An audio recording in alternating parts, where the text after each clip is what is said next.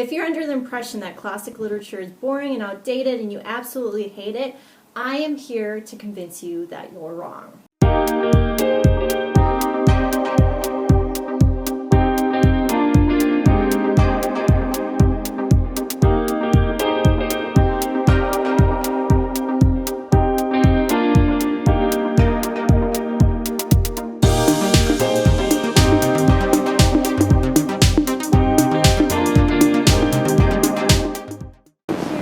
This week's Prose Poster Book Chat, and though usually I do kind of like a book review every week where I talk about 5 interesting things about that book of the week, I thought this week I would do something different and kind of talk about classic literature and what is classic literature, and maybe give you a little bit of an introduction to books you can read if you haven't really gotten into classic literature before. I think most people's negative perception of classic literature probably stems from high school, where a lot of us were forced to read classic books.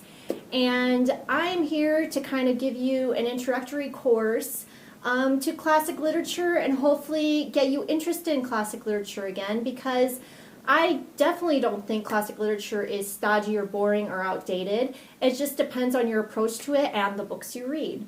I mean, don't get me wrong, there are some classic books that I just cannot get through. Moby Dick is one of those. Basically because there are some classic books that are really, really boring and just kind of don't have any application to my life. I can't really associate with the characters. But there's others that are so much fun to read. And this can be applied to any literature, even modern day literature. There's some books that you wouldn't read because they're just kind of boring and dry and don't really have a topic that you're interested in. But there are others that are really exciting and fun to read, and the same applies to classic books.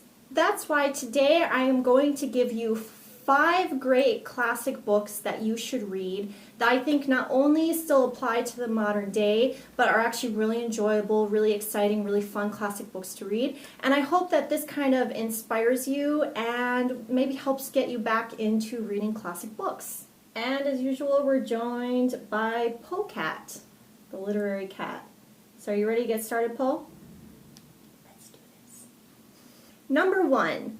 The War of the Worlds by H.G. Wells. Why do I think The War of the Worlds is such a great starter classic book? I think because first of all, it's short, so it's an easy read. You don't feel like it drags on forever. Secondly, the theme is, or the genre is sci-fi, so that makes it really exciting to read. It's set in this alternate world where Martians invade Earth, which is always, like a really exciting prospect. Alien invasions are huge, especially like in Hollywood. We have so many alien invasion movies and so many alien-based movies that I think it's kind of like an American obsession, right? So who doesn't love a good alien invasion story? And The War of the Worlds is a great place to start if you're into sci-fi and you like those kind of tales.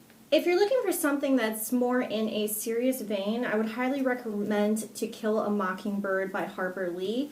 This is a true American classic, and what makes this story so great is that it's set in more modern times, so it's actually set in the 50s, I believe. So it is more recent. The other thing is that it's told from a child's perspective, so you get to see this little girl experiencing life in the South, the summers she spends with her cousin, all these things that children do. It's a really fun read. It will bring back memories of your childhood. And also at the same time, it tackles really important issues that are still important today, such as rape and racism and, like serious topics like that. So I think it's still applicable to modern age, but also it's easy to read because it's written in a very simple style. It's written from a child's perspective. So that's what makes To Kill a Mockingbird such a great starter book when you're trying to get into classic literature. Number 3, Frankenstein by Mary Shelley. I actually don't have a copy of this book, but I do have the poster that we have on our shop up behind me, and it has the actual words from Mary Shelley's book on it. And what makes Frankenstein such a great book is that, for one thing, it's kind of verges on horror. It's a little bit creepy. Imagine an opening scene where there is a man on a ship in this frozen tundra, and he sees this strange character approaching in the distance. There's nobody else around. That is pretty much how this book opens, and it's such an exciting book, but it also is quite philosophical. So it kind of delves into what happens when you create life and the responsibility that comes along with that. The end question is always, who is the real monster? Is it Frankenstein's monster, or is it Dr. Frankenstein himself? So it looks like Poe has abandoned me for the comforts of the sofa. But let's forge on with number 4, which is anything by Charles Dickens, okay? Great Expectations is my favorite Charles Dickens novel, but I would recommend anything by Charles Dickens just because he is a very funny writer. He writes very poignant stories. A lot of them have humor and very interesting characters, and he creates like such weird, kind of wacky, colorful characters for his books, which I really love that about him. I also love that he brings in, all these important issues of the day, which are still important today, such as child labor, orphans, and in the end, I like how most of these stories are heartwarming. So then, the orphan or the kid that is put down always gets what he deserves in the end and always comes out on top, which I think is really great. And you may not know this, but Charles Dickens was kind of considered the J.K. Rowling of his age. So people were pretty much obsessed with Charles Dickens and his books and his writing and his serials. So if you love J.K. Rowling, why not give Charles Dickens a try? I'm pretty sure you'll love him too. Number 5. I would recommend that you give pretty much anything by Jules Verne is great, but I love Journey to the Center of the Earth, and by the way, this cover is amazing, isn't it?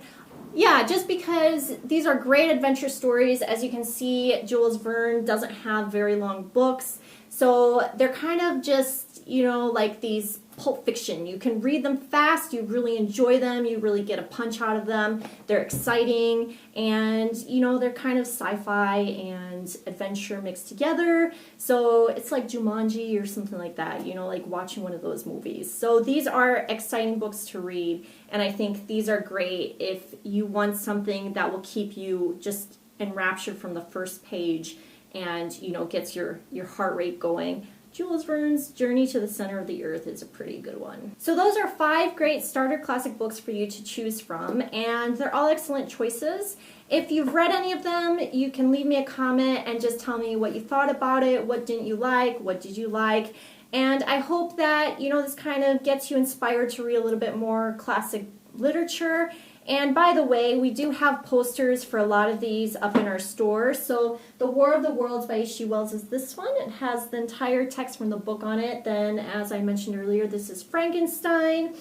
Would love to do posters for Journey to the Center of the Earth and Great Expectations, and To Kill a Mockingbird would be amazing. So just let me know what you think of the posters we have on our shop, and which one would you like to see be made into a new poster? Is it Journey to the Center of the Earth, Great Expectations, or To Kill a Mockingbird? Let me know. So that's it for this week's book chat. I'm sorry Poe didn't join us for longer today, but I hope to see you next week. And, if you have any questions or comments, please just leave me a question or a comment, and I'd be happy to talk books with you, even if it's about a book I didn't mention today. So I'll see you guys next week.